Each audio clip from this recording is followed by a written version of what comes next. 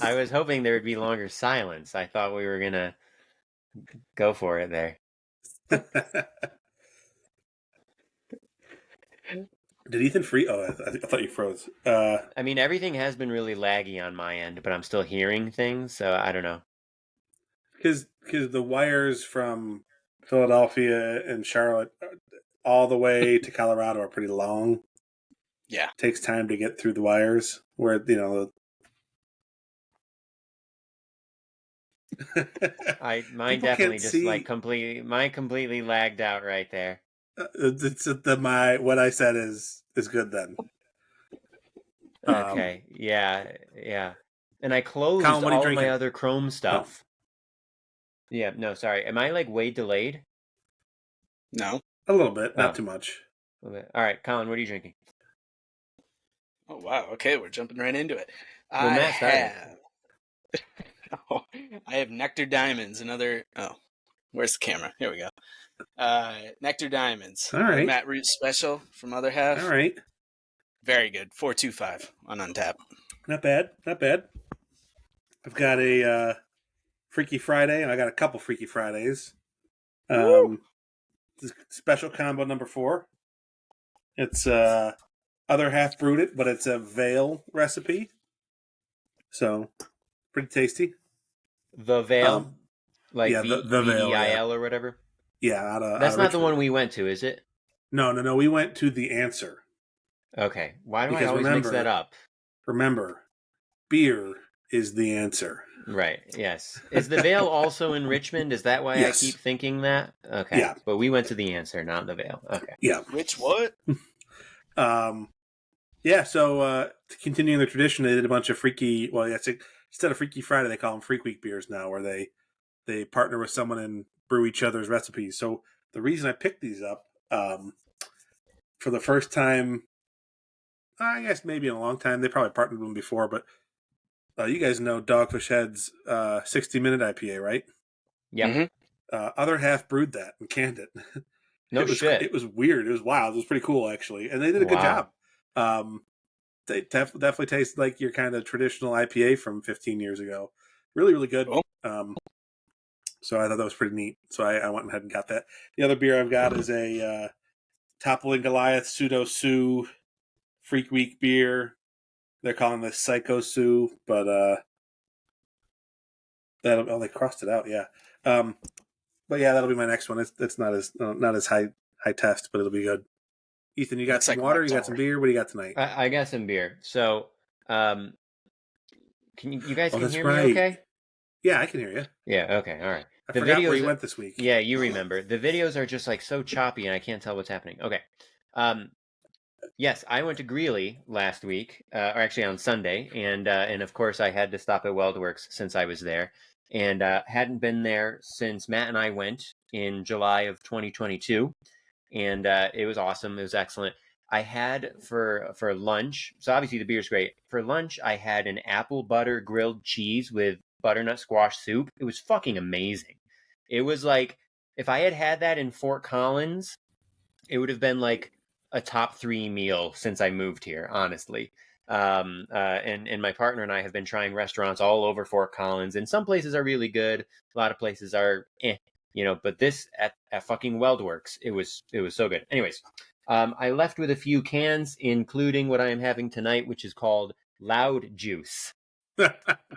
And the first sip was really good. It's got it's a classic hazy and Citra, Mosaic, Eldorado, Nectarone, and Galaxy hops. And Matt, it is brewed with it's a whatchamacallit, a collab with Black Stack Brewing.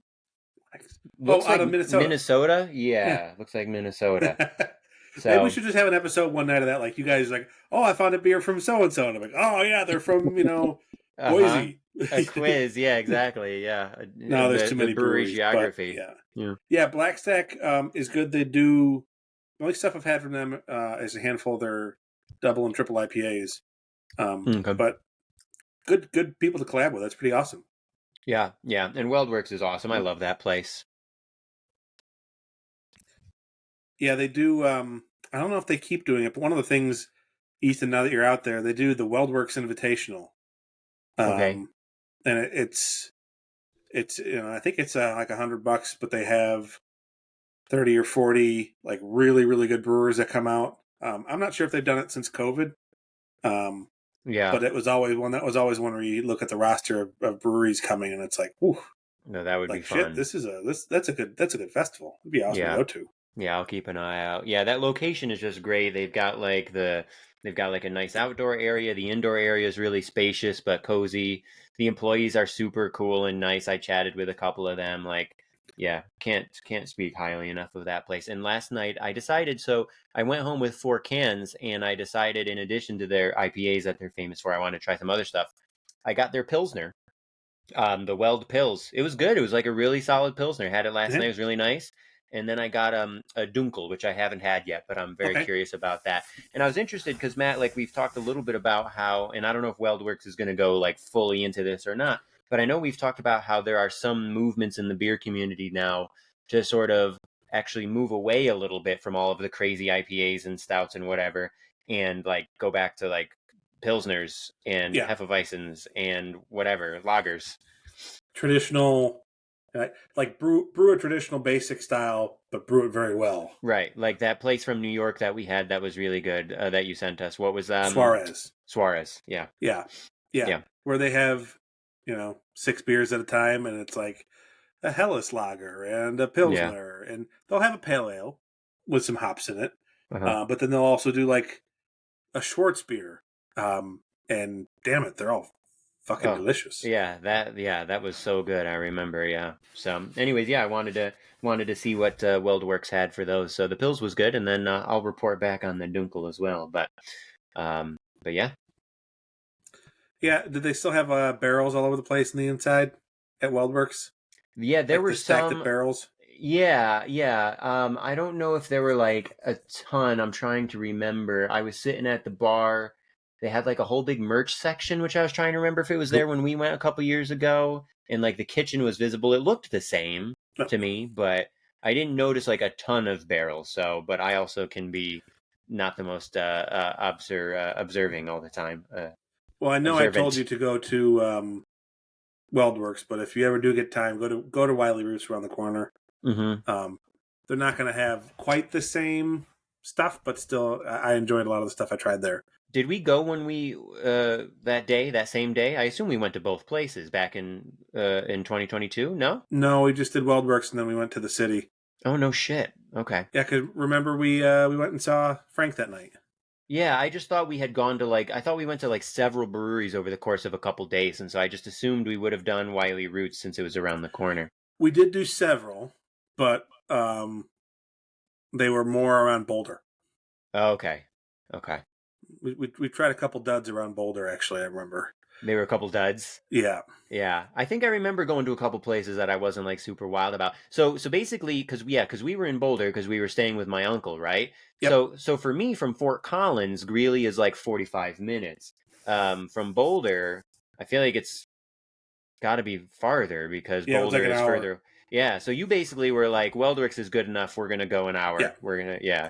So I need to take you there. You need to experience. If you Yeah. want hops, Yeah. we need to go. Which, yeah, I'm glad we did. I remember really enjoying it. So, yeah. Oh, it was And funny actually, Matt. I was telling the employee that I was chatting with. I chatted with a bit, and I said, I came here before in the summer of 2022. I have a close friend of mine is like a huge beer connoisseur, and he was out here. We were out here visiting, and he was like, "Okay, we're going to Greeley. We have to go to WeldWorks." And she was like, "That's a good friend right there." So you're getting shout outs all over the place. So. I love the Colorado craft beer community. One of my favorite experiences. I was in I think it was Boulder. I was at Left Hand Brewing, and just chatting with a bartender, and she mentioned that she was from Buffalo. She said, "Well, actually, I'm from Hamburg," and I said, "Huh, funny. Like, I've got a really good friend from Hamburg. His last name is Hamburger, and I always thought that was hilarious." And she was like, "You know Marta?" And I was like, "No, I know Alex, her brother." And he was like, "Oh my god, oh shit, what the hell happened here?" And so she like gave me a. She's like, "Well, you're cool," and she like just said, "Come with me," and she just walked me through the brewery. I was like, "Here's what we're building. Here's what we're doing." Like like, oh, here, take this glass. Like, you're cool. Like, whatever. Like, try some beer. Cool. Like, here's some peanuts. It was just awesome. It was a lot of fun. I love those kind of Amazing. spontaneous, weird, organic connections. And I Yeah. mean, I'm a gregarious enough guy. I'll talk to anyone. You put a beer or two in me, and it's even worse. So those are always fun. Hopefully it doesn't get me like murdered one day or something. I don't know, but they'd be like, "Yeah, you're cool," and take you to this back corner of the brewery. It's gonna be like Sweeney Todd, but in a brewery instead of a barbershop. Yeah. We just took a dark turn. We brew with blood. Yeah. But anyway, yeah, that's really cool. Yeah.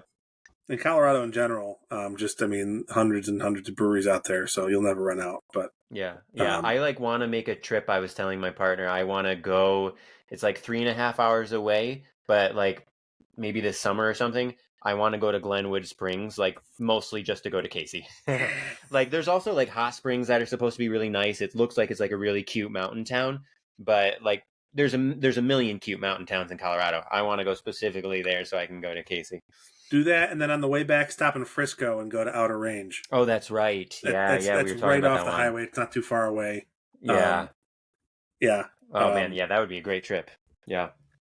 And then go. I mean, if you got your partner up there, like go on a hike, go see some cool stuff. Like, oh yeah. The only reason we went to Outer Range is because we were exploring Breckenridge, and we went to a brewery in Breckenridge that was kind of like it kind of stunk. Oh, is that right? So we're like, well, I got another one I know that's good, and we stopped in, and it was a lot of fun. So. Right.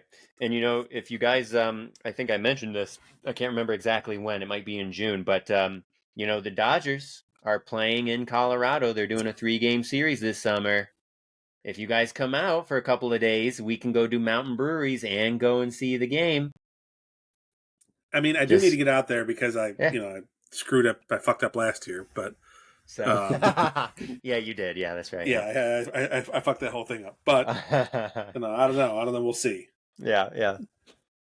Anyways, like I'm so pissed. Like it was perfect time. It was trampled and the Yankees in Colorado. Yeah. Like what the hell? Yeah. Like, it's not going to get any better than that. Yeah. So, it's all right. These things happen. Yeah. I mean, you didn't miss anything with the Yankee game. Yeah, that's true. Yeah, got stomped. Yeah. Now, I don't want to count my chickens before they hatch, and I don't want to assume my cousin's gonna work her connections. But my cousin is dating someone who works professionally with like the Vikings and the Twins. Oh, and she goes to all sorts of games. Like See, I'm so jealous of her Instagram because it's like, oh. She's at a Timberwolves game now. Now she's at a Vikings game, and she's like, now she's at the Twins game, and she's in a box or something. Like, just nuts. So she's living it up and keep killing it, cousin. But maybe I see if we can get Yankees tickets in Minnesota or something. I don't know. That'd be interesting. Watch, they'll probably be playing there in like April.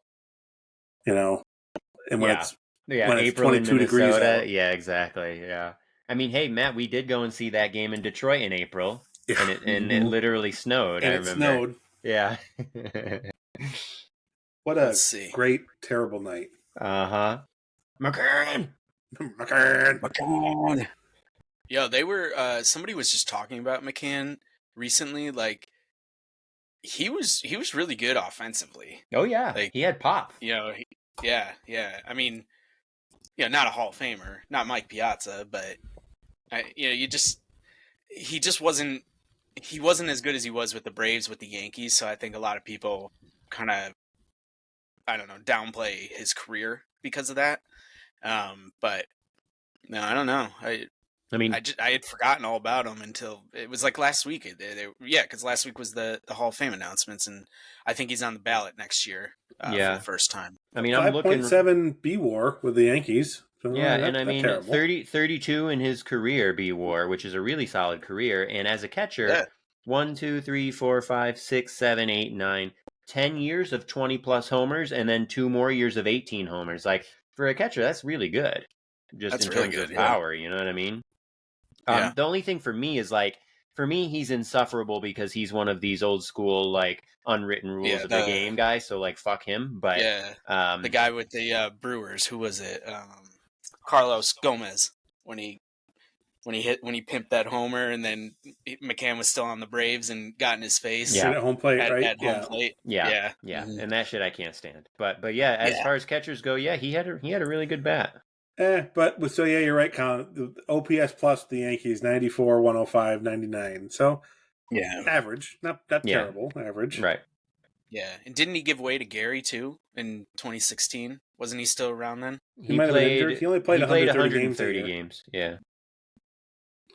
Yeah, and Gary came up. Was at the end of 2016, and that's when he hit like a whole bunch of homers, right? August or something. Yeah, like he didn't come up, for very long that year. So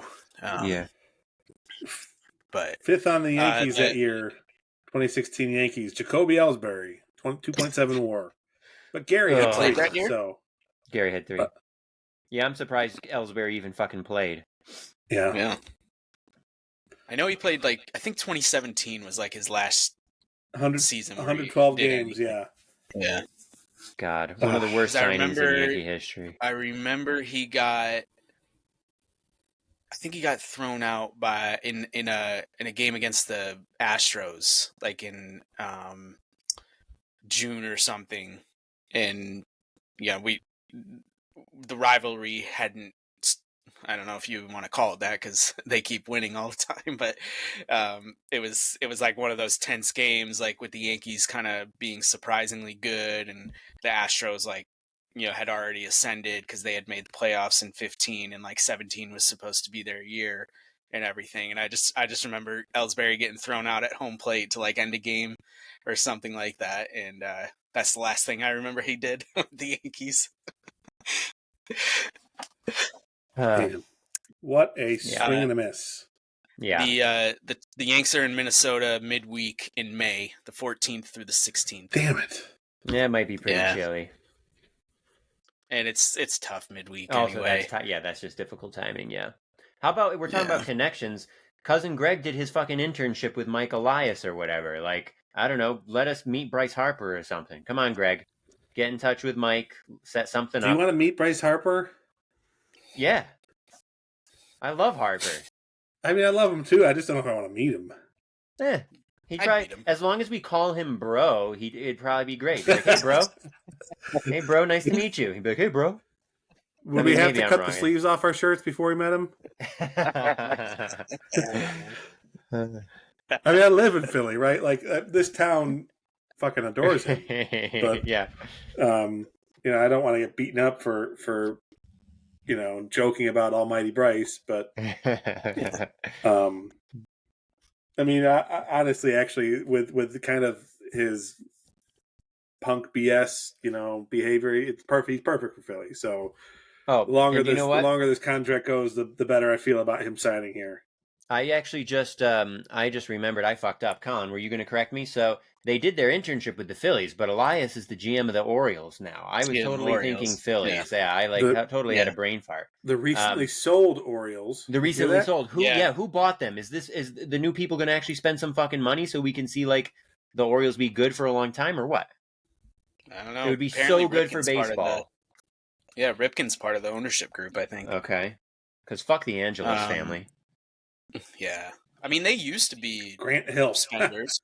Grant Hill, part of the group. Oh, really? Wow. Yeah. Basketball player Grant Hill? Yeah.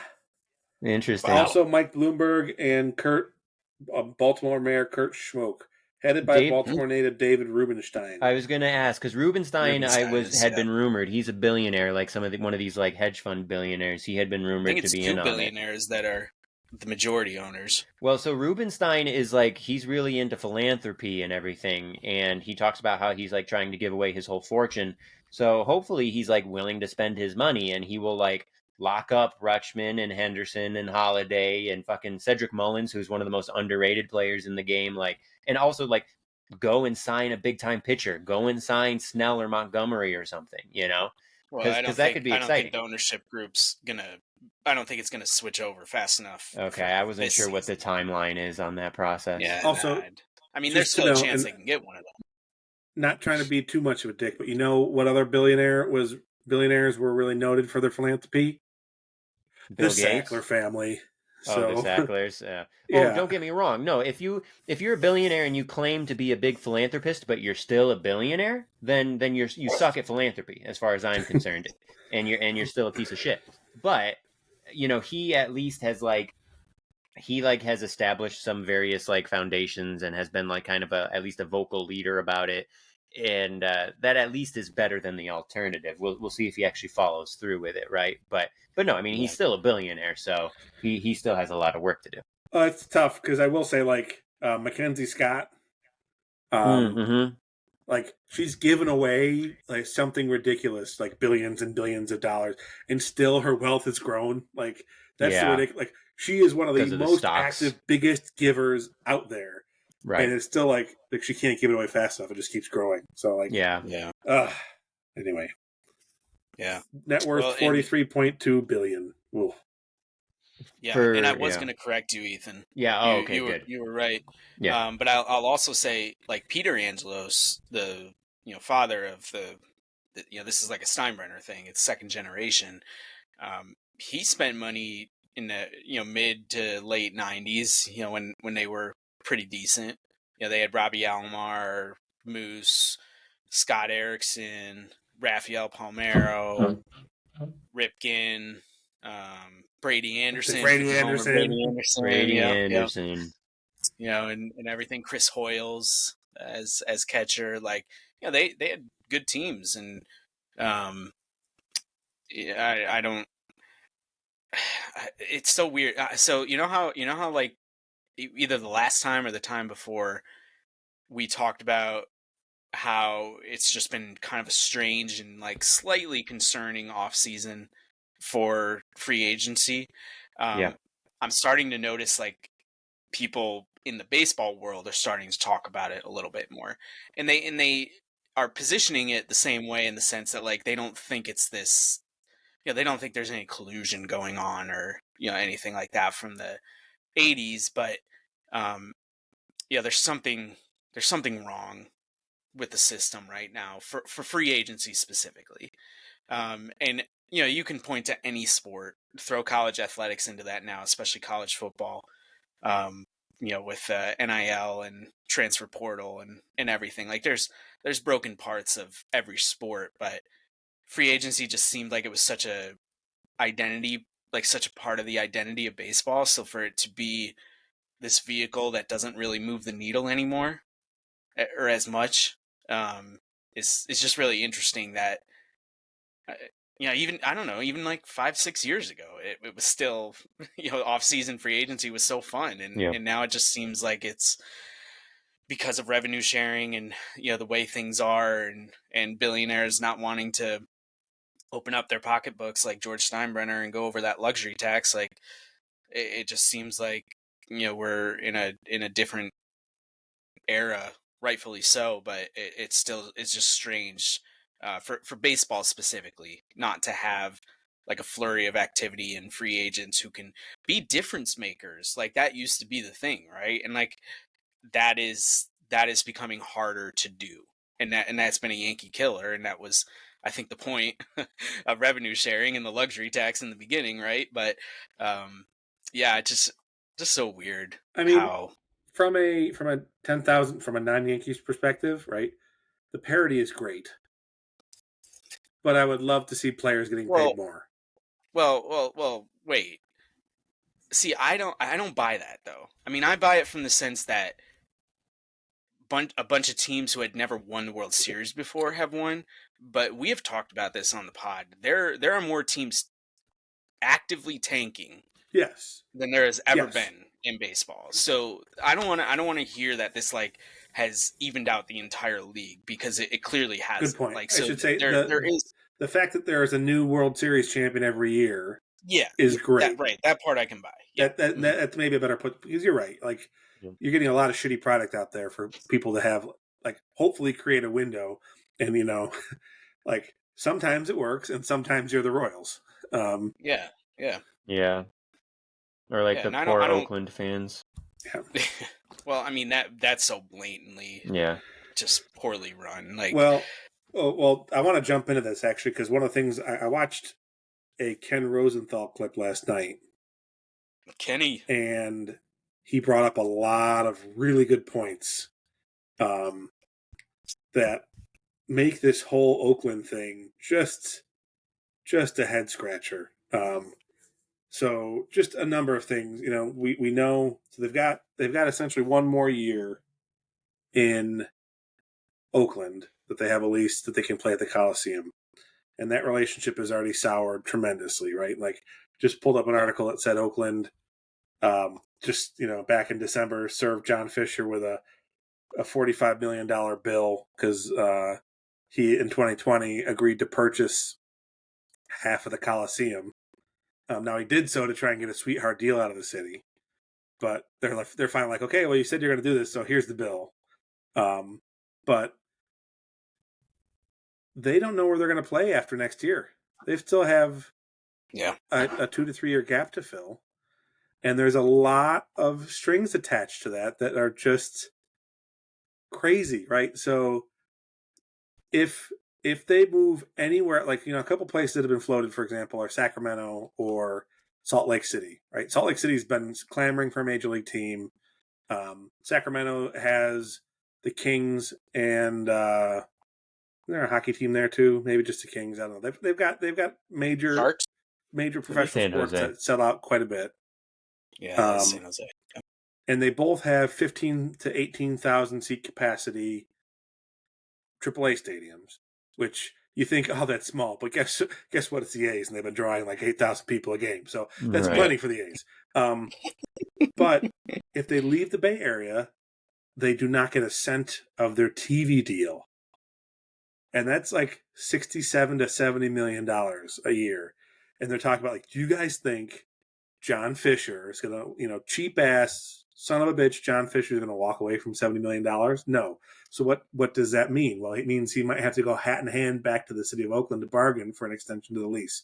They could end up in Oakland for a couple more years. They're floating the idea of playing at Oracle Park, but I don't know why the Giants would want to do that. I don't know, like, Fisher wouldn't get any of the revenue from that, or hardly any of the revenue. Like, why would the Giants want to deal with that at all? So that's weird. But again, there's not really any place else they can play in Oakland. And Fisher has also come out and said that basically only revenue generated at the park is going to be invested in the team. So he's kind of coming out and saying, like, you're going to get a shit team for the next couple years anyway. And then he's claiming, as part of his move, so again, they're going from one of the top 5 or 8, I think it's top 8 TV markets in the country, to Vegas, which is only the 40th largest TV market. But he's saying he's going to invest all of that money, and he's going to ramp up. He's claiming he's going to ramp up his payroll the next 2 to 3 years, to the $115 to $120 million range, so that they hit a target of $170 million payroll for their first year in Vegas. That's what he's promised. That's what he promised the other owners he would do as part of the relocation agreement. He's never spent more than $94 million on payroll, and he's saying he's only going to invest revenue from the stadium into his payroll. Like, everything he said has to be revenue neutral. So with the TV deal, with the stadium deal, with profit like sharing, he's not going to get above that. So tightwad, make people pay for their sodas in the locker room. Billionaire somehow strapped for cash John Fisher is making all these promises. Ken basically just ended the article saying, like, I don't know how this thing is going to work. I really don't know where this is going to be in 2 or 3 years. Like, and I agreed with him. Like, I didn't realize there was all these promises and kind of,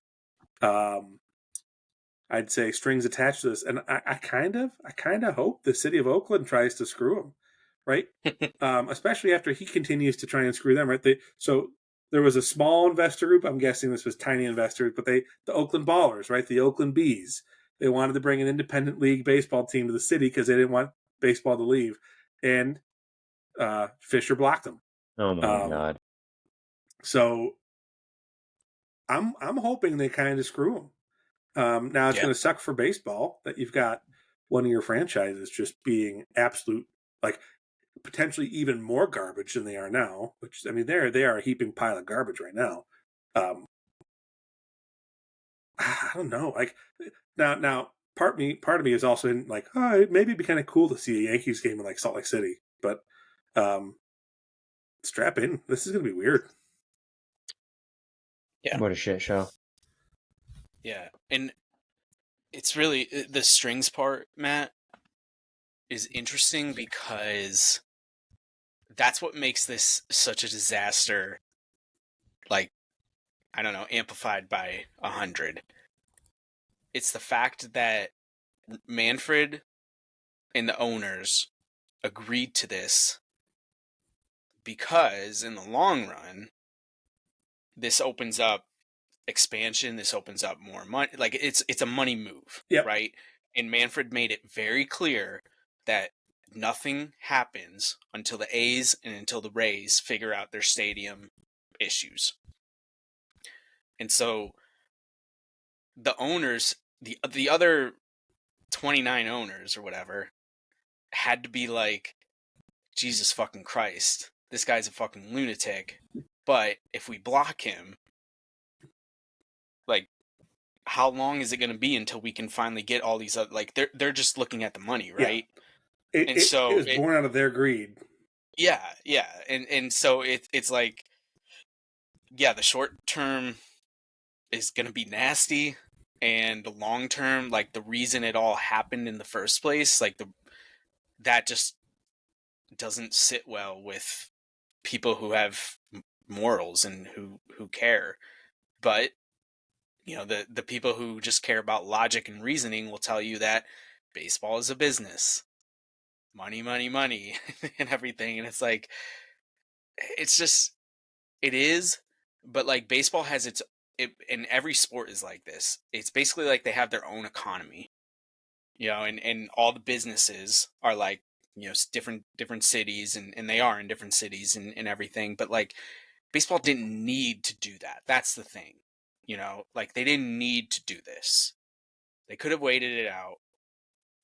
Yeah, it might have taken a little bit longer to get the long-term resolution of expansion and everything else that the owners want to get in terms of money and whatever, but they just did it for the money grab. Yep. And that's just like really sad that that's the society that we live in. And we talk about like that's what we do. I feel like half the time on this podcast, we just shit on billionaires and really rich people, but let's do it some more.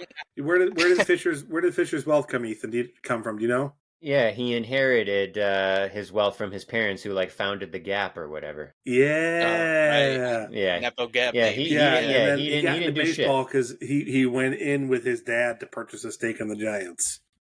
Yeah, yeah, he's the fucking worst. He literally did nothing. Literally inherited his wealth. Like it's pathetic. Yeah, and I'm not saying I would have made a different decision than the other owners. Like I'm not that person.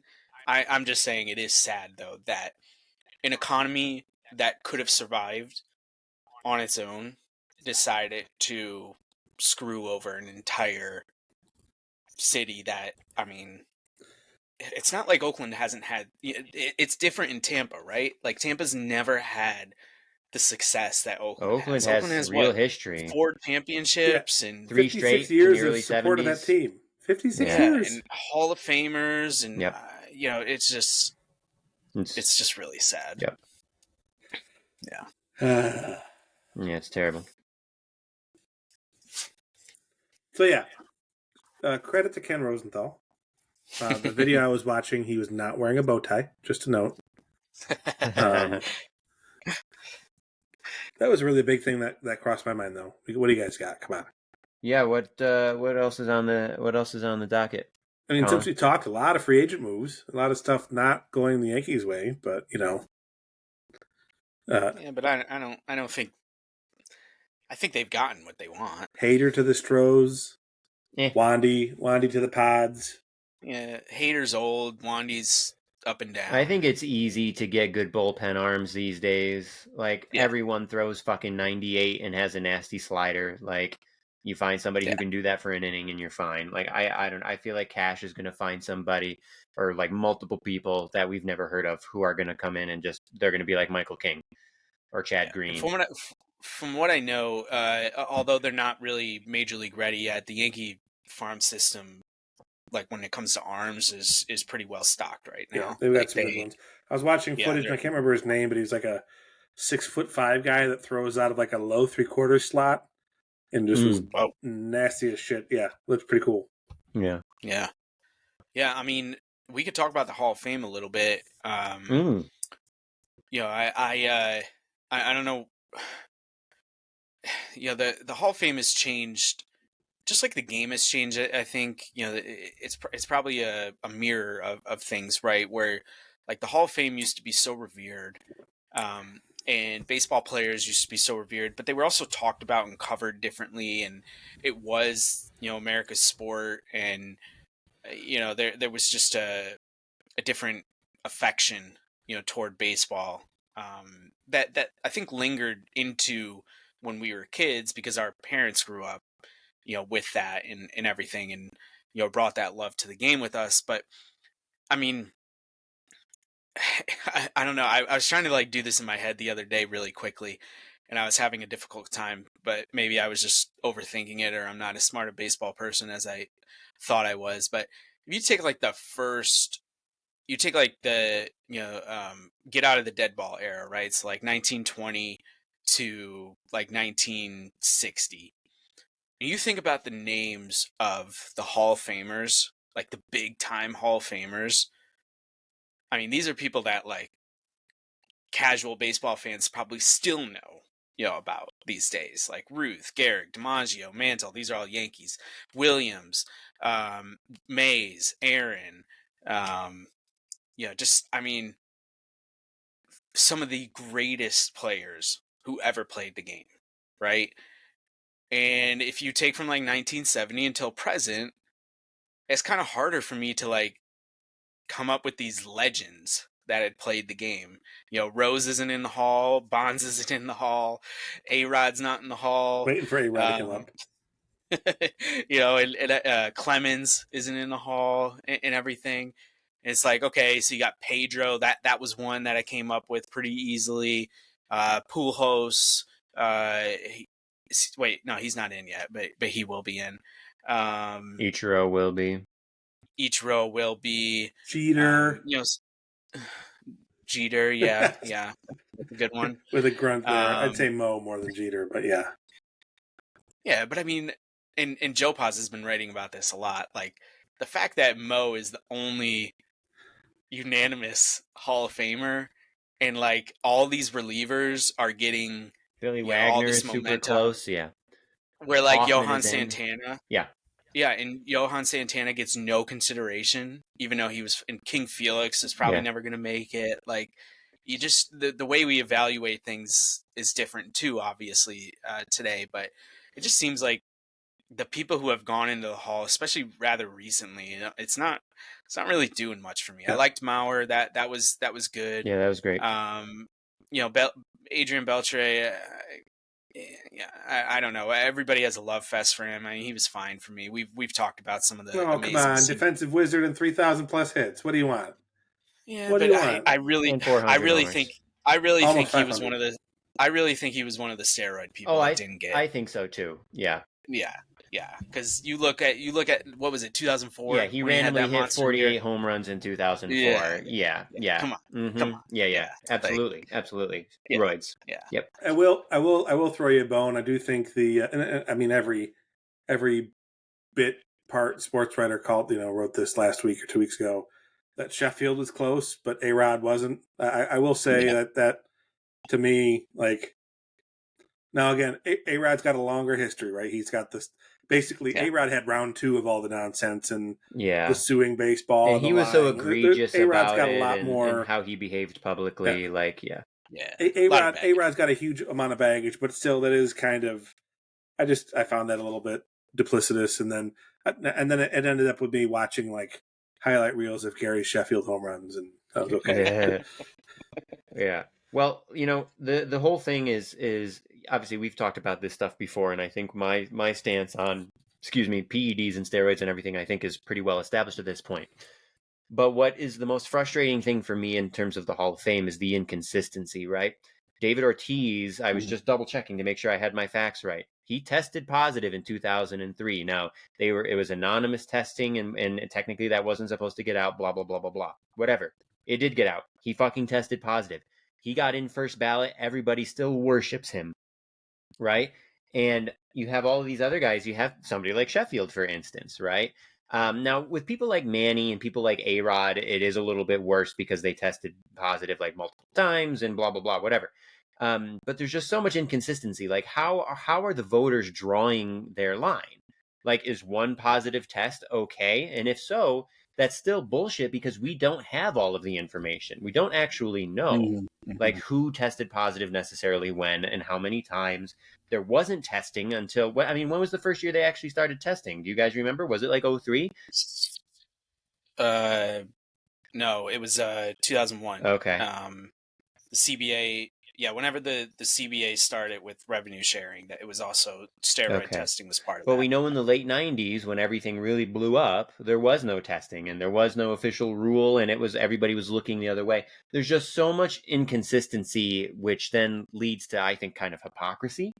And so for me, it's all kind of bullshit. And like, I was trying to think about this the other day and I actually, my partner, the physicist, could probably do some real math on this, but I was wondering what you guys think about this, right? So we've talked before about how when do we say the live ball era started? Like 1920, 21-ish? 20. But let's not, okay, so we'll include that even though there's problems of including, pre-integration baseball, but let's say live ball for the sake of this argument.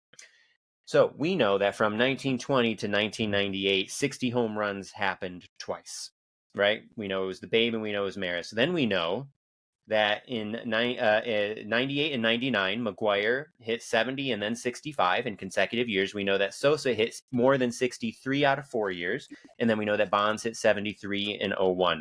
So we know that we had 6 separate instances of more than 60 home runs within a 3-year period, after it happening only twice in the previous, almost 80 years, right?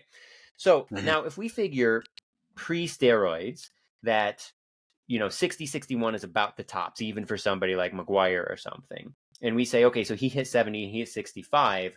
Like, what is the percentage improvement? What I'm trying to understand here, right, is because one of the big arguments with PEDs is we don't actually know how much it helped. But we do know that 60 homers only happened twice, and then all of a sudden it blew up. And that people weren't just hitting 60, 61, 62 like Judgy. People were hitting 65, 70, 73 in Bonds' case. And so can we say that it's like, so it's more than 10%, right? Because in the case of 70, at least, like if we say 60 home runs and then 10% of that is 6 home runs. So 66 is like a 10% improvement, right? This is obviously very, very rough, like musician math here. But like I'm trying to sort of account for or try to think about like how much improvement actually happened. And then if we can kind of take that and apply it, does that change our Hall of Fame views? Does it change our arguments about players? As far as I'm concerned, and I think most people would agree, A-Rod, even without steroids, is still going to be one of the greats of all time. He wouldn't hit 696, but he would probably still hit 540, 550 homers, right? Yeah, you're looking for a conversion factor, basically multiply everything A-Rod did by 0.85, take away the 15% advantage he gained. Yeah. Is he still there, right? Yeah. Right, and that's what I'm saying. So I think like with somebody like him, with somebody like Manny, with Roger Clemens, obviously with Bonds, all of these guys, they were still like all-time top-tier greats. Even if we suggest that the steroids made them like 15% better, which might be an overestimate, we don't know, right? And that's part of the problem, right? So there's not only is there inconsistency in terms of the overall principles from the voters, right? Ortiz being first ballot, like I mentioned. So there's inconsistencies just in terms of that. But then there's the fact that we just don't fucking know like how much it actually helped or didn't help. And so it's hard because there aren't that many people out there who love baseball and love baseball history as much as we do, right? And so like I want to be able to think really, really highly of the Hall of Fame and get really excited about it and everything like that. But it's hard to. Not to mention, I mean, honestly, the biggest thing is that Mariano Rivera is the only person who's ever been elected unanimously. I will never, ever get over that. It's the stupidest fucking thing of all time. But like, you combine all of those things, and the Hall of Fame is kind of a joke at this point, in my opinion. Yeah. So like, it can still be fun to like argue about and speculate about, like we're doing now. But if we had this conversation when we were like 14 years old, I would have cared, I think, a lot more, and I would have thought of the Hall of Fame much more seriously and as having like much more gravitas. Whereas now, I think it's a joke, pretty much. Yeah, I'm with you. It the credibility there. I don't care about it as much anymore. Yeah, and I agree too. And I think this is really. I don't like shitting on people who are dead. But it's Joe Morgan who really, I think, caused the mess that we're in right now. And it's so hypocritical because people in Joe Morgan's day were doing things to get an edge. Of course they were. Before Joe Morgan were doing things to get an edge. Steroids just happened to be the 90s and early 2000s version of like getting amphetamines in the 50s and 60s. No. See, when Babe Ruth was playing, he was powered by hot dogs and beer and not facing any black people. So, I mean, come on. I'm sure there was a player or 2 or 5 or 700 out there who could have thrown it past him and made him look silly. But absolutely. Yeah. And that's what, like, that's why I can never get on board with people who, and that's the thing too, is like people have to come up with these extravagant reasons as to why they're not voting for a Bonds or for a Clemens or something. I mean, you think it would be as easy as saying, oh, they tested positive for steroids, but you know, the people like us who are like, well, that's fucking stupid. Then they have to like dig into this whole, and it just goes on and on and on. And it's like, no, like, watch the tape. Watch the tape. They were fucking amazing. Yeah. They were Hall of Famers. And like, yeah, whatever. It's a museum.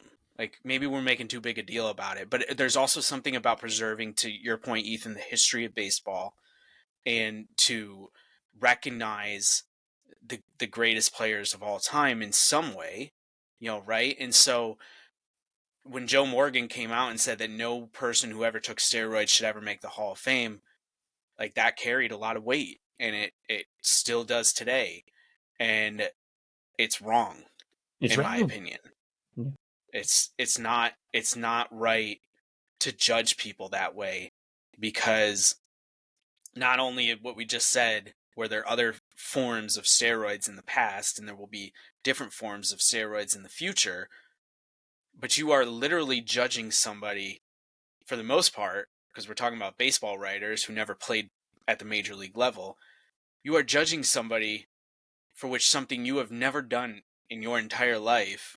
You never had the opportunity. You were never in that situation. You could never actually say, just like I had said earlier, where I prefaced it with, like, if I was one of those owners, I would probably say yes too. Yeah. Like, I'm not trying to be holier than thou with all of this. Yeah. And so that's where it like really pisses me off, that, and I don't know. I mean, none of us live, you know, that close in proximity to the Hall of Fame anymore, like we did growing up and everything. But, you know, I feel very strongly that I would feel differently about taking my daughters to the Hall of Fame if I could say, here's Roger Clemens' plaque, here's Barry Bonds' plaque, here's, you know, and because these are people I watched.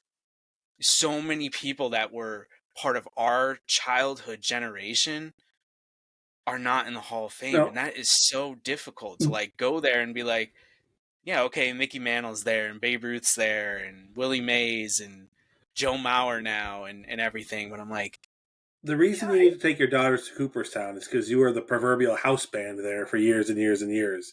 That, to me, means way more about you and your upbringing and everything. Like, you know, being on the team down there, that's, to me, way more cool and important than the museum. Like, the fact that you were there to be kind of like the designated opponents for people coming into town. I don't know. To me, that's cooler. Yeah, I mean, definitely, and that's what I said. I mean, it's just a museum, at the end of the day. But I do feel strongly that there should be a way to recognize the greatest players of all time without judgment of, what we're talking about. It'd be different, right? If, like, from the dawn of time, humans were perfect, but we know they're not. And from the dawn of baseball, it has not been perfect. So what the fuck are we doing? Yeah. It's dumb. I still think I remember one time on the pod that I talked about how there is something a little bit distasteful about that whole 60 home run thing I just talked about, right? The fact that it happened like twice in history and then it happened 6 times in 3 years, like feels in retrospect, it feels kind of gross. I think that there's a little bit of like kind of a base emotional component to this, right? That like all the stuff we're talking about, yeah, at least to us, makes logical sense and everything. But I think for a lot of people, they just can't stomach it on like a very basic human like emotional level, which I understand to a certain extent. But yeah, I mean, They can't stomach what though? oh, the idea that like 60 home runs only happened twice and then it happened 6 times in 3 years, like it just feels gross when you like look at that. Right? You look at these stat lines and you see that all of a sudden like it only happened twice and then Mark McGwire hit 70 home runs and 65 home runs in consecutive years and Sammy Sosa did it 3 times in 4 years.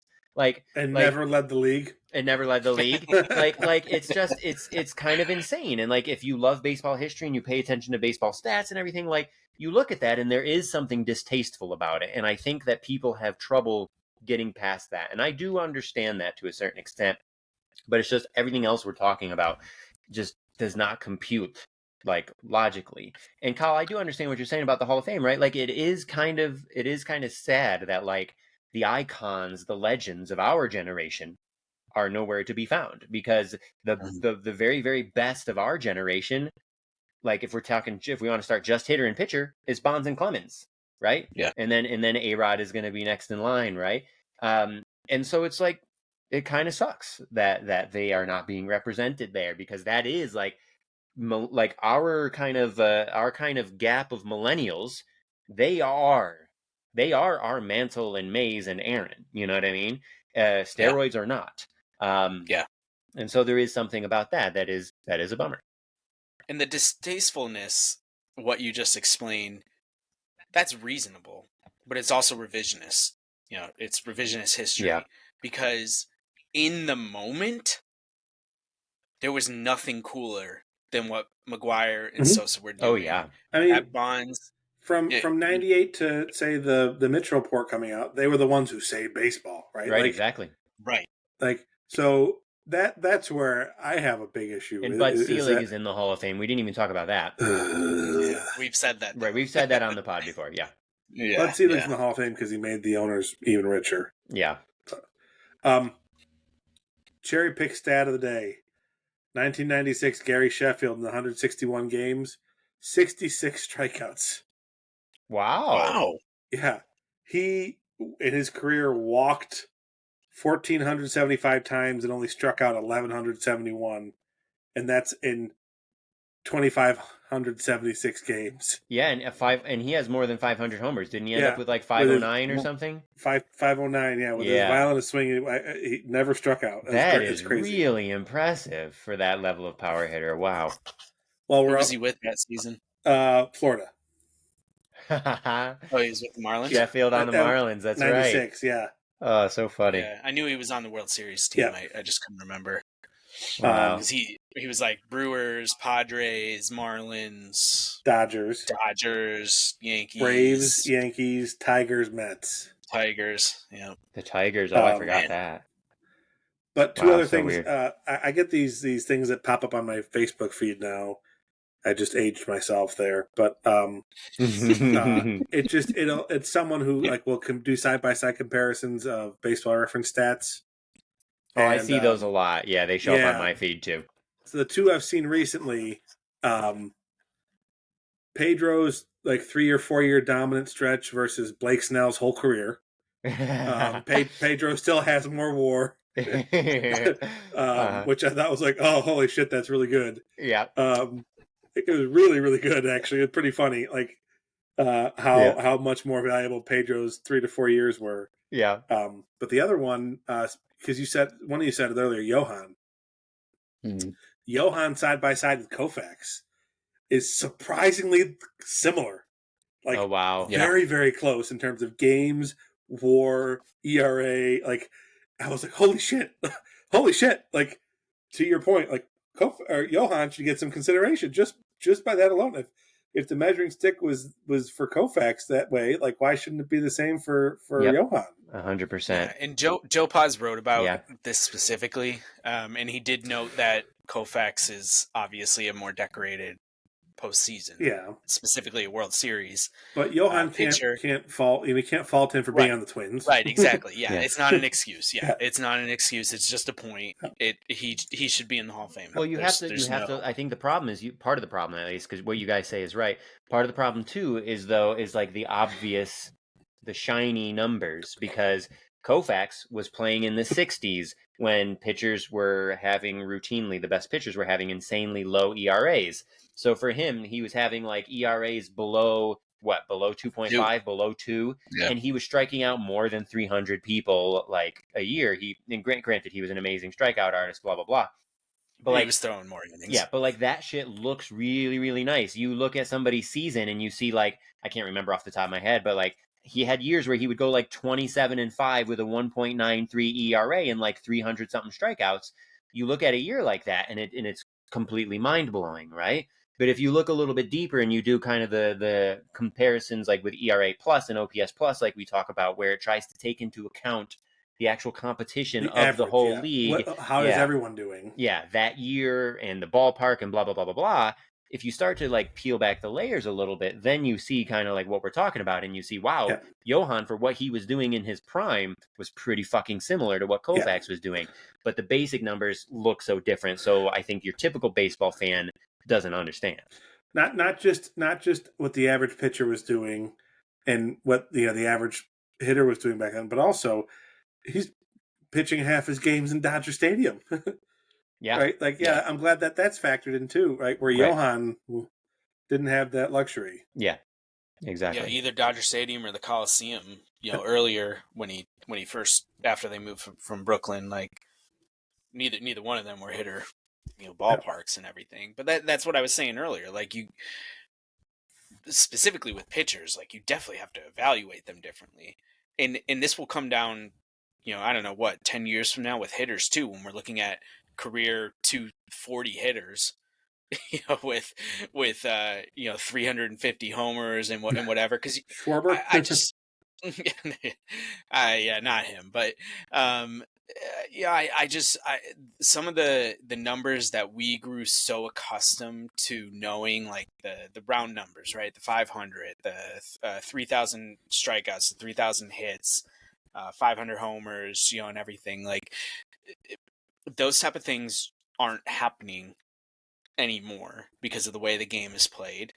And so you have to change what your criteria is, but that doesn't mean you have to change how you view somebody. Like, Johan should not be looked at differently. It's not his fault that there are more rounds in the playoffs, or that the Twins were fucking garbage, and everything, because there's more teams. If you take Johan and make him and play in Sandy Koufax this time, he's in the Hall of Fame. Yeah. Well, I think that's stupid. A good barometer is going to be next year with CC. He's going to be a really good barometer of where voters are at, right? Because he has 62 WAR, right? His career is remarkably similar to Pettit and Burley. They're like, those three are like almost identical. It's crazy. Yeah. And 250 wins, right? Is 250 now the new 300? Yeah, 250 wins and 3,000 Ks. Like, that's what separates him from Pettit and Burley, and I think that's why he gets in. Yeah, the 3,000 Ks specifically, I think, is what gets him in. Like, because people said that with Moose too, right? Moose was what, 285? 280. I thought 288, but yeah. Yeah, he was close. Either way, they were like, okay, that's the number now. And it's like, okay, well, actually, it should be lower, because I mean, how many people go more than 5 innings 270. in a start? 270. 270. Yeah. Okay. Yeah, and so yeah. I think Yeah, even 250 is a long shot from now on for most people. Yeah, well, because and again, like, why are we even putting stock into wins? Yeah, exactly. Why do we even care anymore? Yeah. Yeah, it's stupid, and 3,000 Ks is, I think, still that shows some longevity, right? But does longevity necessarily mean in today's baseball that you are one of the best because everybody strikes out? Right. I'm not saying CC Sabathia is not a Hall of Famer. That's not what I'm saying. But I'm just saying, like, those numbers that we've become so accustomed to evaluating our Hall of Fame, players on, those need to change. Yep. Because the game is different. Yeah. And on top of that, I feel like all I've done is bitch this podcast, but No, that's okay. it just pisses me off. Yeah. No, I just brought up Moose's stats. What do you know what Moose's career OPS plus was? 1. 1. Okay. He had an OPS plus of 1. That's amazing. Nice. Oh my god. Hilarious. How many at bats did he get? 50? 52. Yeah. I was gonna say, wow, good guess, Colin. Holy shit! 8 singles and a double. I was gonna say, it can't have been much because I mean, his AL for his entire career. Yeah. Baltimore in 1 walk. 1 walk. He walked once. Who the fuck would walk Mike Messina? Yeah. How did that happen? 5 RBI. That's really funny. Wasn't there a Yankee who walked in? There was like something during the 2009 season. I know Mo got his like 500th save during that season, but that's not it. I don't know. I can't think of it right now. I'll try to do it off air. But I'll say something real quick. We don't need to go into the weeds on this, but Matt brought up like the comparisons that show up on Facebook because I see those too. And one that I saw just like yesterday or something that was hilarious. And I was just double checking the stats right now. It was Apier, Kevin Apier, and Sandy Koufax. Matt, did you see that one? No, I didn't. Okay, so by Baseball Reference War, Kevin Apier was like 54.8 or something, and Sandy Koufax 48.9 or something. And so the person who posted it was like, okay, explain this, all you WAR freaks, right? Because the idea of Kevin Apier having more career WAR than Sandy Koufax is pretty insane, right? But again, like, he also pitched long. That's exactly. So like we're talking about Sabathia and we're talking about Pettit and Burley. I think every one of us and most people in general, if we had like one game and we could pick anybody from history and those were our people, like Koufax is winning against all of those people every single time. Like everyone's going to choose Koufax, but all those other guys have more WAR. They played longer. Like it's not that hard, but all of these fucking Philistine baseball fans, right? They just like they see that big number and just like bleh, bleh, bleh, bleh, bleh, bleh. It's like, dude, like Kevin Apier played longer. Like what is so hard to understand here, you know? Yeah. And I know longevity is like one of those criterias that helps people. And whatever, but it would be interesting. Maybe we could do this the next time because we're still kind of dying for some baseball content. I was just thinking to your point, Ethan, like, yeah, if you're talking about a lefty, I think I would take Koufax over anybody all time. Yeah. Talking about a righty, that's a little more difficult. You could take like Gibson, you could take Clemens, you could take Pedro. Satchel Paige. Yeah, and I was thinking Randy Johnson as a lefty. You could take. I was going to say, I think I would still take. I think I'd still take Randy. I take Randy. Yeah. I think if we're talking prime, for me it's Randy and Pedro. If it's one game in their prime, you can choose anyone from history. That's probably what it is for me. Yeah, maybe we can do some type of draft. Oh, that would be kind of fun. Yeah, where I don't know. Maybe I think Randy mainly because, especially if you put him up against like a 1960s batter.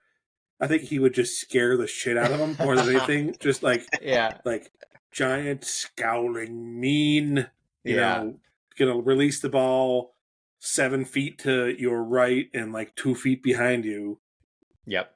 Yeah, they had never seen anything like that. Randy is a good one though because like to what you just said, Matt, we can't do that. We can't say Randy's facing 60s or Randy's in the 60s facing batters from the 90s, whatever. Like, it's a fun exercise, but we can't do that. But what we can do, I think, in comparison, and when we're talking about the all greats, most of them have some postseason pedigree to their names. And I mean, you just think about the 2001 World Series, right? Like, I would take Randy any day if that was the Randy you're getting, and everything. Yep. So whether we're picking like a specific year or we're taking like a full postseason career of somebody to say like, this is why I picked this person over this person. Like, I think you could build like a really interesting all-time great team. Whereas I think last time we did just in our lifetime. Yeah, just from when we were born. I was just looking at it the other day, by the way. Looking at the number one team that I picked, but it's okay. Oh, from when we did that draft? Yeah. But I mean, you're right. There's certain things there were certain scenarios I would still love to see, right? Like, imagine if you put Maddox in one of the old giant stadiums out there. Like, pick an old pitcher-friendly ballpark and then put Maddox in there, right? His numbers would be minuscule, because he'd just be like, fine, you want to fly out to left center? Yeah, hit the ball 480 feet or 400 feet to left center. Fine. Like, in Death Valley in Yankee Stadium. It's an out. Like, cool. Absolutely. Yeah. I actually saw a really funny clip. This showed up, I think, on Facebook maybe, or Instagram, one of them. Like a random clip showed up, and it was of Lance Berkman being interviewed. And Berkman, by the way, speaking of underrated players, he's another one, I think, super underrated. And he was not a Hall of Famer, but definitely Hall of very good and definitely underrated. And he was talking about how he was recounting a homer he hit off of Maddox, and it was really funny. He was talking about how Maddox was like really arrogant when he pitched, right? Apparently, and how Maddox threw one of his classic two-seamers, which we know, and anybody listening, if you don't know, go to YouTube and just look up like Greg Maddux two-seam fastball. He had like the greatest two-seam fastball of all time. And throwing it to a left-hander like Berkman, it starts off like coming at your hip, and then it moves and it ends up like on the inside corner. It was just a work of art. And a mid-90s umpire would give you that corner every freaking day. Right. But in this case, Berkman says it was inside. He says it was inside, like, and the ump called it a ball and it was correct. But Maddox was pissed, and apparently Maddox is like swearing up and down, motherfucking the umpire, blah, blah, blah, blah. And then so the next pitch comes and Berkman's trying to decide. He's like, okay, what's this guy going to do? Like, we know Maddox is really, really clever, blah, blah, blah, blah, blah. What's he going to do? And Berkman guessed that he's going to throw a changeup at the exact same spot. Thinking that Berkman's expecting the two-seamer, but it's going to be the change. It's going to trick him. But Berkman guessed change. He guessed right. He crushed it into the upper deck. And apparently, as he's rounding the bases, Maddox is just like screaming at the ump about like not getting the previous call. And Berkman apparently was just like giggling as he was like running the bases. It was a really good story. I was like cracking up because I could picture that, because I've read some stories about Maddox now, and it sounds like he was pretty vocal. I think he was, he would be saying shit on the mound and stuff. And he's still very outspoken. Yeah, and everything. Kind of smarmy, kind of I'm smarter than you. Well, he's the professor, but in a funny way, though. Yeah, like he does have, like, I saw him tell a story about somebody who like crushed him, or Tony Gwynn or something. Like, he talks about so like he has some humility too. Like he knows that he got beat sometimes, but yeah, that just really cracked me up, that story. So I got two video things that I'll end on. One is Maddox. I'll piggyback off that. One of my favorite clips ever to watch is when, I'm pretty sure it's Jeter, after Girardi hits the triple over Grissom's head in Game 6 of the '96 World Series. Jeter hits a single up the middle, and Maddox is so pissed off. He just stomps on the ground and like probably yells shit or fuck or whatever it is. And I mean, he maybe gave up 2 runs in an inning or 3 runs in an inning twice all season long, and he did it in Game 6 of the World Series against the Yankees. But that's one of my favorite clips. But another one I was watching just today was designated hitters who had to play the field, whether it was like earlier in their careers before they became primary designated hitters, or like Miggy, they showed him making that final out at first base before he called it quits this past season. And Nelson Cruz made an incredible, probably because he got a horrible jump on it, made an incredible catch at the wall in right field Jumped up, banged against the wall and everything. I don't know if this was before or after his World Series blunder, but that's all I could think about when I saw it. I was like, he made this incredible catch, and then all he had to do was catch the ball, and the Rangers would have won, that 2010 World Series or 2011? It was, 2011. It was against the Cardinals. It was like, just felt so bad for Ranger fans, but I was like, you just won the World Series. They got it. They're okay. Yeah. He's still playing, isn't he? That's crazy. I think he just retired. Okay. He played last year, though, didn't he? Yep. But he retired. Yeah, I didn't realize. retired. Okay. Yeah. Was he in the Padres last year? I'm looking. Padres, right. You're right, Matt. Yeah. Yeah.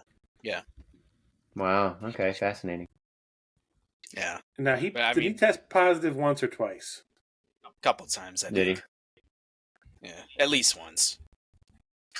400 and 464 though, pretty impressive for his homers. Yeah. Well, I mean, he's basically a poor man's Ortiz. Yeah. He just didn't get the dick sucking because he didn't play in a market like Boston. Yeah, and he didn't play his first full season. It's not even totally full, 128 games until 2009. He was 28 years old. Wow. And he played his first season of over 100 games. He didn't play more than 150 games until he was 31. Yeah. Really interesting. And then he had all his... How old is he now? He's 40. He was 42 during the season last year. Turned 43. So, yeah, he's 43 now. Born 1980. But all of his best hitting years were like in his mid-30s, which that usually points towards... that's a hallmark of steroids. Yeah, some substances helping out. Yeah. That sounds like it tracks when he actually did test positive. Yeah. I remember he... that's also, I guess, my last thing. For real, this is my last thing. When Nelson Cruz tested positive, I was 0% shocked. Because just look at him. You can be that big, I understand. Move on. But it's just, it's not natural. Yeah. and there are some players in the game right now who, if you told me they tested positive, Mike Trout included, I would be 0% shocked. I agree. I would be very sad if it was Mike Trout. Yeah. But I would be 0% shocked. Yep. Agreed. Yeah. Because Trouty, if you look at his beginning of his career and you look at him now, he is so bulky. It's wild. Mo Vaughn was just a big dude. I remember Mo. He was a chunk. I remember Mo Vaughn. Wow, he is skinny though. Holy shit! Look at that picture. But he was a big guy. He was a big man. Yeah. Right. Yeah. Oh wait, it's not. I mean, there's a difference. Mo Vaughn couldn't move. No. Yeah, he didn't. He lost his athleticism because he probably wasn't. There we go. Look at him. Yeah. Oh man. Now that, it's funny, Mo Vaughn, and we should probably wrap up here, but this would be an interesting conversation for maybe a future pod. Mo Vaughn, more than almost any player, is like a very visceral trigger of nostalgia for me. And I don't know if it's because I had a bunch of baseball cards, or if if it was because his stance was so unique and memorable. Yeah. But talking about all that equipment, and he had the huge elbow guard. Yeah. But Mo Vaughn transports me to the 90s as a kid, loving baseball and learning baseball, more than almost any other player that we could mention, I think, which is including my favorites, like Bernie or Don Mattingly or whatever. For whatever reason, Mo Vaughn really transports me. It's really funny. There's some non-Yankees that do that for me too. Yeah. 1995 Mo Vaughn, who somehow won the MVP. Yeah. In almost every stat, Albert Bell beats him. Well, I don't think nobody liked Bell because he was an asshole. That's probably why. Still, Bell hit 50 homers that year. Yeah. Had the same number of RBI and batted 17 points higher. Well, but also, what was the Red Sox record that year? And then what was the... They won the division. Yeah, and what was the Indian? Was Bell on the Indians that year? They won the division. Oh. They went to the World Series. Oh, yeah, that's right. They did. Okay. Because a lot of times that's the other thing, right? Is the voters will just pick the best player on the best team or whatever. Yeah, not as much now. But with the same amount of WAR, Edgar Martinez was number 3 with a 356 batting average. Man, he was so good. And I'm also seeing, though, Mo led the league in RBIs that year. Like, people put so much stock in RBIs back in the day. Albert Bell tied him.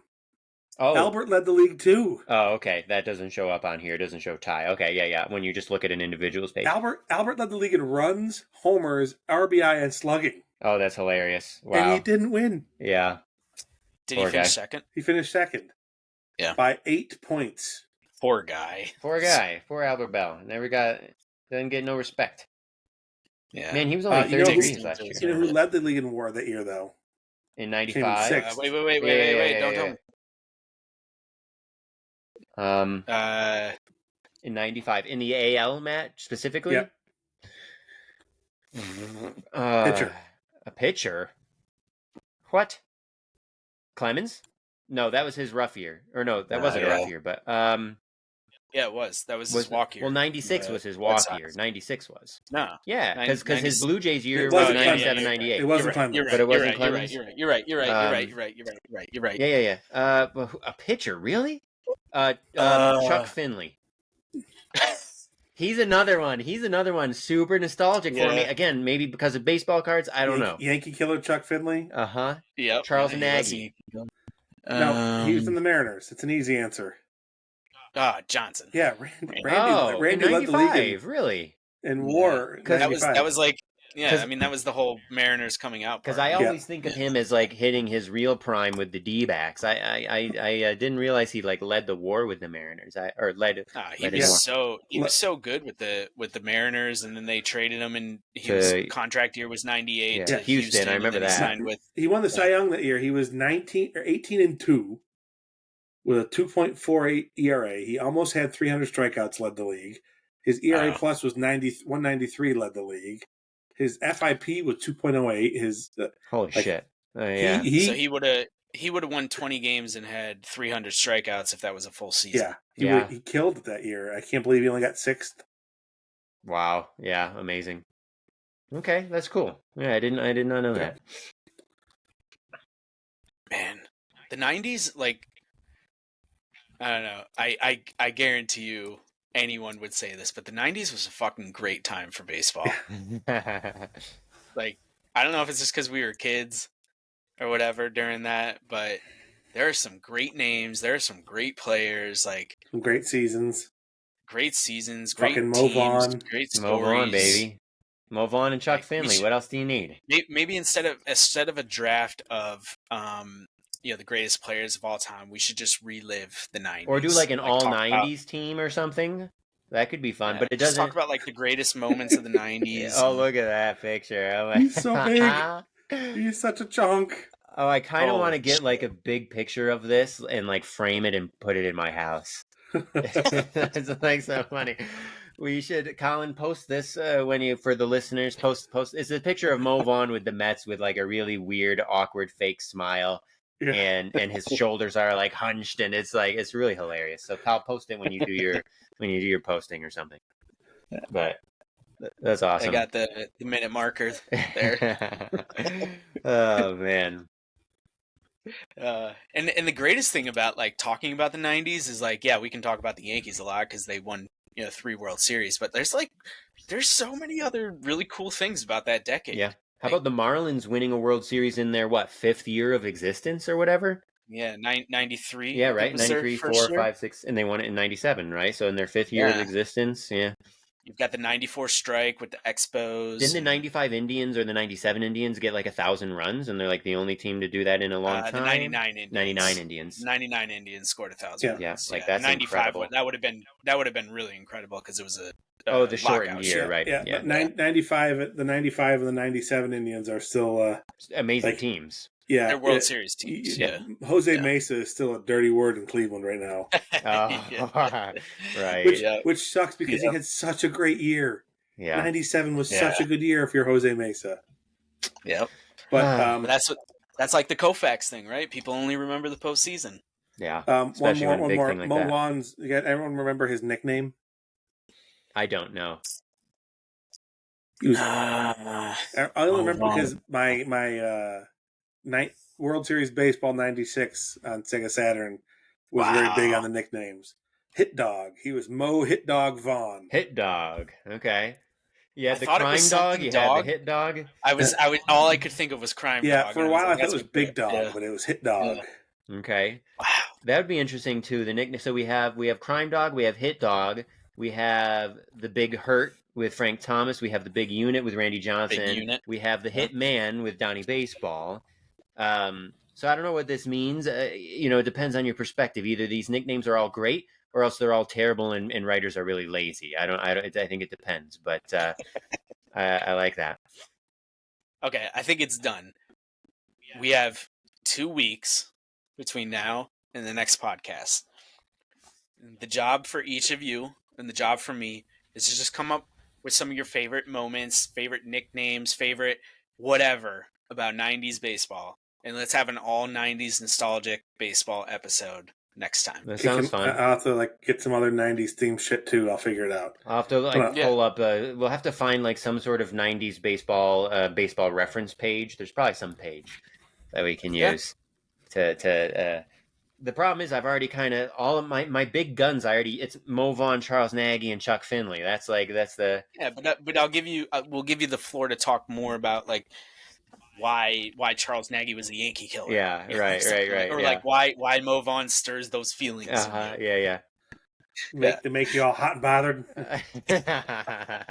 That's right. I mean, all you got to do is look at that picture you just showed of him in the Mets uniform, and that's all you need right there. I'm just going back to this. Oh, this is like the best baseball game ever. Oh, Sega amazing! Sports World Series wow. Baseball 2.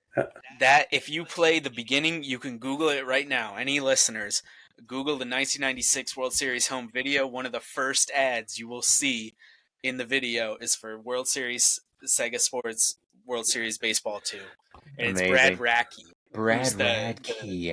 Brad Radke is the main dude. There's another one. Oh my god. Yep. So it had one of the coolest early features ever. So the Rays and the Diamondbacks had been announced, but they didn't have rosters or anything. So you could use building blocks to make players, and you could make the player so you could build your So I remember if you picked the right number of building blocks, you could get a guy whose projected stats were 50 home runs and a 400 batting average, right? So obviously that was Dad. When I made him my team, I was Dad because at that point Dad could do no wrong, and and then you just get to the silly. I wish I could pull out the old memory card because my brother and I would just get silly with it, and our closer was named Mr. Applesauce because we didn't know what else to name him, and we ran out of stuff. I like that. Just crazy stuff. Mom was the starting pitcher who pitched Submarine, nice. Byung Hyun Kim. Yeah. Yeah, good days. Oh man, amazing! Wow. All right, boys. Well, we did it again. We went overtime. Yep. Today too. Yep. So, any shout-outs? Brad Radke. Kevin Napier. We are.